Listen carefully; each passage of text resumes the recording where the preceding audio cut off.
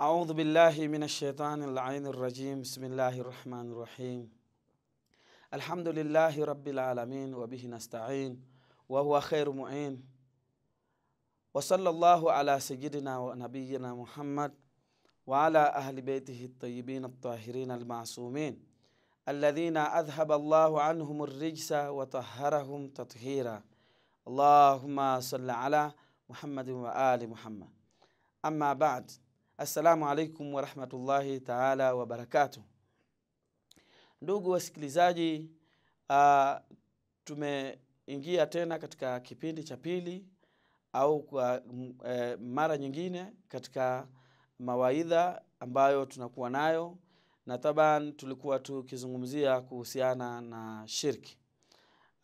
Tuliyoyazungumza katika shirki, tukasema kwamba shirki ni katika madhambi ambayo ni makubwa, ambayo yanahitajia mtu kuwa na tahadhari zaidi katika kufanya shirki, kwa sababu ya namna alivyoashiria Mwenyezi Mungu kwamba aweza akakusamehe makosa yoyote yale ya kiasi chochote kile, isipokuwa kumshirikisha yeye Mwenyezi Mungu Subhanahu wa Ta'ala.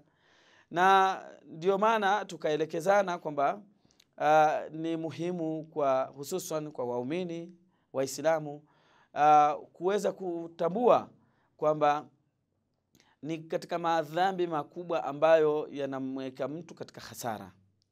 Sasa leo tutaweza kugusia kuhusiana na nukta yetu hiyo ya kuhusiana na shirki, yani ambapo leo tungali katika kuziangazia, yani kuangazia migawanyiko ile ya shirki, na tuweze kuelezea walau kwa mukhtasar nukta ambazo tumezikusudia zinazohusiana na aina za shirki. Tulisema kwamba mtu unaweza ukafanya shirki, ukamshirikisha Mwenyezi Mungu bila ya nia ya kwamba wewe unataka kumshirikisha Mwenyezi Mungu, ila ni kwa kutokujua kwamba ziko aina ngapi, ziko hali ngapi, ziko hali za vipi zinazopelekea mtu kuhesabiwa kwamba yeye amemshirikisha Mwenyezi Mungu Subhanahu wa Ta'ala. Leo tutazungumzia kuhusiana na nukta moja au mojawapo katika aina za shirki, nayo ni tumeipatia jina kama ashirku fil ibada, yani kumshirikisha Mwenyezi Mungu katika ibada. Taban tulisema kwamba miongoni mwa ishara na mambo ambayo yanakamilisha uungu wake Mwenyezi Mungu Subhanahu wa Ta'ala ni ibada. Na ibada ina masharti. Sharti lake ni kwamba hakuna yule ambaye unatakiwa wewe kuweza kumwabudu isipokuwa Mwenyezi Mungu Subhanahu wa Ta'ala. Ndio maana tunasema iyyaka na'budu wa iyyaka nasta'in. Kwako wewe tu Mwenyezi Mungu tunakuabudu. Kwa maana ibada haistahiki kwa kitu chengine chochote, kwa kiumbe chengine chochote, awe binadamu au awe aina fulani ya viumbe kama vile majini au vitu visivyokuwa na uhai, kama ambavyo baadhi ya watu wameingia katika daraja ya ushirikina kwa sababu ya kutukuza vitu kama hivyo, yani kwa sababu ya kuchukua uungu na kuelekeza katika viumbe kama hivyo. Sasa ni vipi mtu anapokuwa anahukumiwa kwamba amefanya shirki katika ibada? Yani taban unakuwa wewe umemshirikisha Mwenyezi Mungu katika ibada yako, kwa sababu ibada ni unyenyekevu, ni udhalilifu wa kiumbe au binadamu kwa kitu ambacho kina utukufu na kwa kitu ambacho kina daraja ya kwamba kina daraja ya uungu.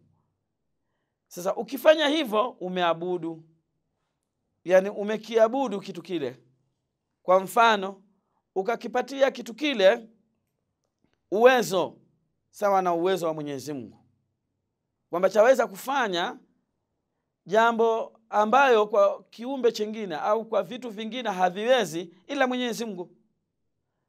Au ukachukua labda pengine ufahamu, kujua kwamba ukakipatia kitu kile kwamba kina uwezo wa kujua zaidi ya maumbile ya kiumbe ila kama Mwenyezi Mungu. Au ukachukua kwa mfano madhara, ukachukua kwa mfano kitu fulani kina uwezo wa kufanya madhara, yani zaidi ya kiumbe ya kawaida ambapo sawa na Mwenyezi Mungu. Sasa mambo haya ukayafanya wewe, inakuwa umekuwa umemshirikisha Mwenyezi Mungu. Sasa kwa mfano ibada ni unyenyekevu, ni unyenyekevu unaofanyiwa kwa yule ambaye ana sifa hizo za hali ya juu kuliko kiumbe. Yani kwa mfano mwenye sifa ya kwamba yeye ndiye huumba wala haumbwi, au yeye ndiye huruzuku wala haruzuku, yeye ndiye muweza wa kufanya chochote wala hana udhaifu, yeye ndiye hutoa uhai wala yeye hapewi uhai, yeye ndiye hufisha wala yeye hafi. Sasa hizi sifa hizi ndizo zinazopelekea mtu akawadhalili kwa mwenye sifa hizo. Ukawadhalili kwa sababu yeye ndiye mwenye kuchukua uhai, ndiye mwenye kubeba uhai. Yani uhai ulionao wewe, yeye ndiye mwenye kuumiliki. Lau atataka basi mwenyewe anachukua. Sasa lazima umnyenyekee, maana kwa hakika utapata wapi uhai kama si yeye? Vile vile kiumbe kinahitajia vitu kama vile riziki, na kwamba wewe huwezi kuishi duniani ila kwa riziki, na riziki ile yatolewa na yule mwenye uwezo wa kutoa hiyo riziki. Ndio maana ukawa wewe wamkusudia yule, wamnyenyekea, wadhalilika mbele yake kwa sababu akuonee huruma ili akupatie riziki ile. Vile vile kuna hali ya labda pengine kiumbe kilicho na uhai kina mwanzo wake na mwisho wake, na uhai wake una mambo mengi, una challenge nyingi ambazo zinaweza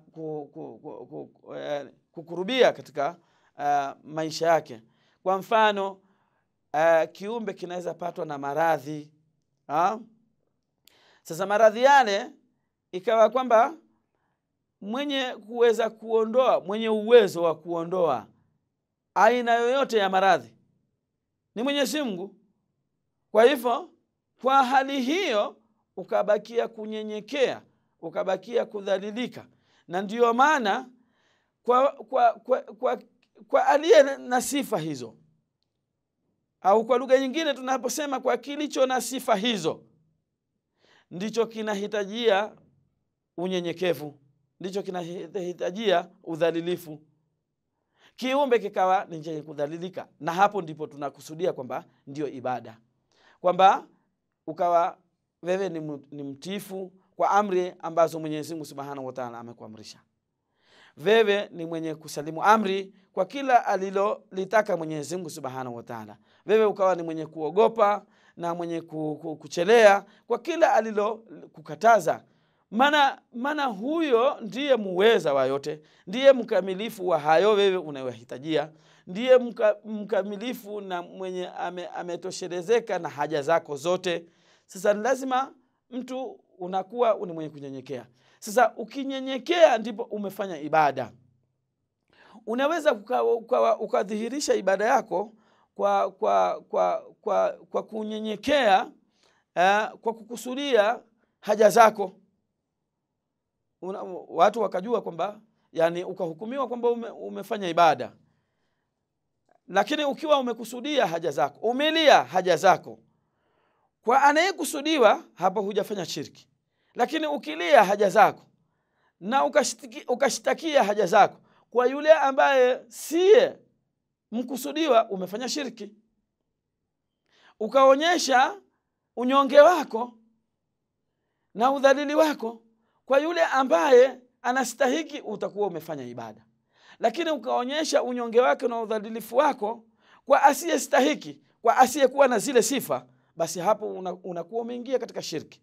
Na ndio maana tunaambiwa kwamba historia inatuambia enzi za Mtume sallallahu alaihi wa sallam, kuna baadhi ya maswahaba waliokuja kuwa maswahaba wake ama wafuasi waliokuwa wameingia katika Uislamu, walibakia na chembe chembe za ushirikina, hivyo kwamba wakafikia wakati kwamba mtu aweza akasimama kiamu cha swala, anaswali na Mtume, na kumbe ameweka kijisanamu chake katika ndani ya kanzu lake.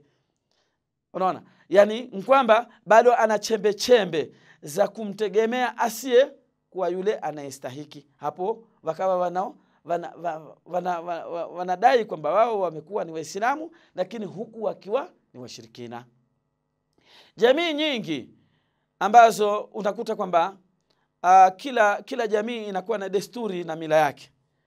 Baadhi ya jamii zinabakia katika desturi na mila zao, ambazo mila zile au mila ile ina mielekeo ya shirki. Mtu anakuwa ameingia katika Uislamu, amesilimu, amekuwa Muislamu, lakini kwa sababu ya kubakia na itikadi ile, kwa sababu ya kubakia na fikra zile na imani ile yao ya kijadi, anabakia katika ushirikina pasi ya yeye kujua. Na hili ndio unakuta kwamba kuna baadhi ya watu wanamshirikisha Mwenyezi Mungu wakiwa wao hawajui kwamba wao wanamshirikisha Mwenyezi Mungu Subhanahu wa Ta'ala. Kwa nini?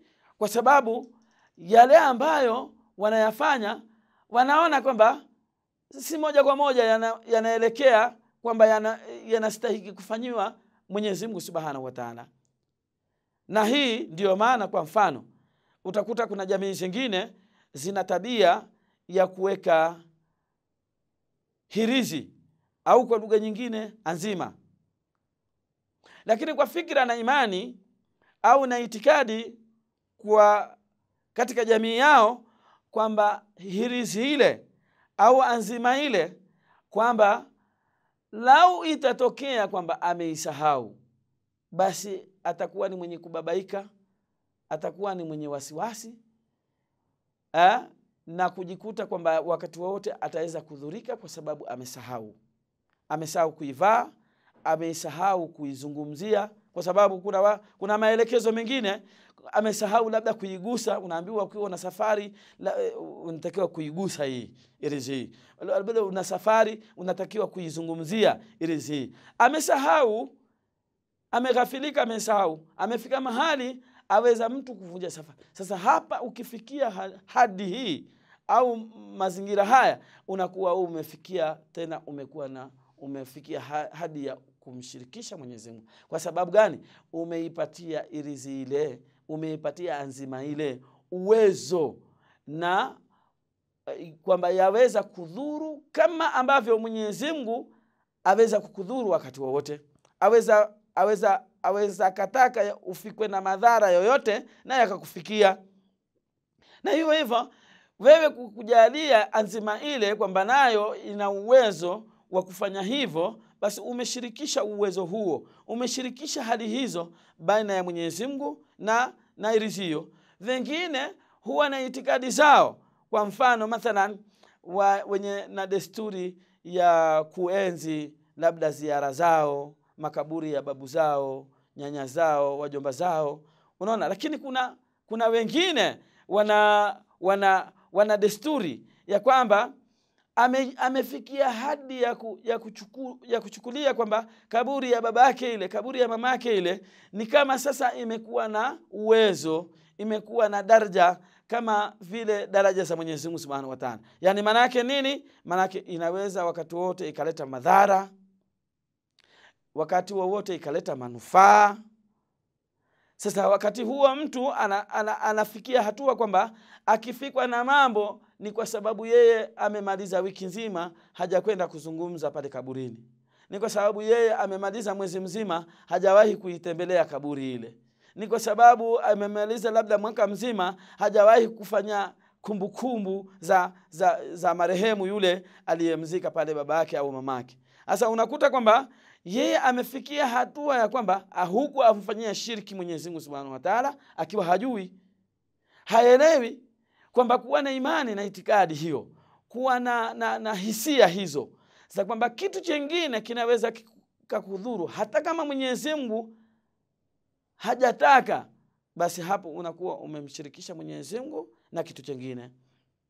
Na ndiyo maana hii ndiyo hali ambayo tunasema kwamba hii inaitwa shirki katika ibada. Sasa angalia Mwenyezi Mungu Subhanahu wa Ta'ala alivyotuashiria, na toba ni nukta ambayo inakuwa ina maelezo ya ndani sana kwa wanazuoni wengine mbalimbali ama wenye ilmu, lakini sisi ni kama kuelezea kiasi tu na mafuhumu yaliyokusudiwa kwamba mtu namna gani unatakiwa ujiepushe na shirki katika ibada. Mwenyezi Mungu Subhanahu wa Ta'ala anasema katika Qur'an, قال الله سبحانه وتعالى في محكم كتابه الكريم وهو القرآن الكريم.